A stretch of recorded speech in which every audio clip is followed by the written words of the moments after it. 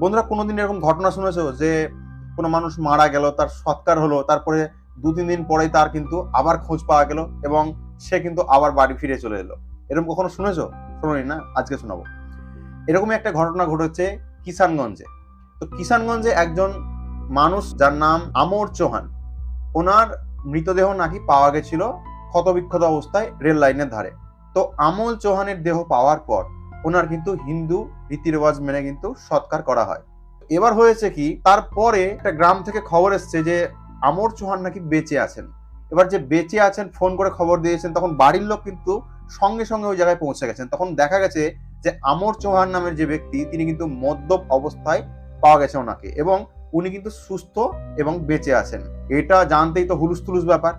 তারপরে পুলিশকে খবর দেওয়া হয়, পুলিশ সেটা তদন্ত করে দেখে, জানা যায় যে হ্যাঁ, সে আমর চৌহানই বটে, সে বেঁচে আছে এখনো। তারপরে পুলিশ কিছু জিজ্ঞাসাবাদ করার পরে, যেসব লিগাল প্রসেস গুলো থাকে সেগুলো করার পরে তাকে তখন কিন্তু বাড়ির হাতে তুলে দেওয়া হয়। এবার ঘটনা হচ্ছে, যেই ব্যক্তির সৎকার হলো সেই ব্যক্তিকে তাহলে আসলে কে ছিল?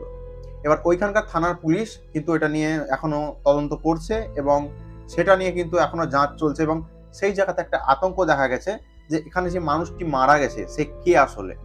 আর এটার এখনো কিন্তু কোনো খবর এখনো পাওয়া যায়নি। যেটা সোশ্যাল মিডিয়া বা যেটা নিউজ মাধ্যম থেকে জানা যাচ্ছে সেটা আমি আজকে আপনাদেরকে বললাম। তো ভিডিওটি ভালো লাগলে শেয়ার করবেন, লাইক এবং সাবস্ক্রাইব করতে ভুলবেন না। জয় হিন্দ, বন্দে মাতরম।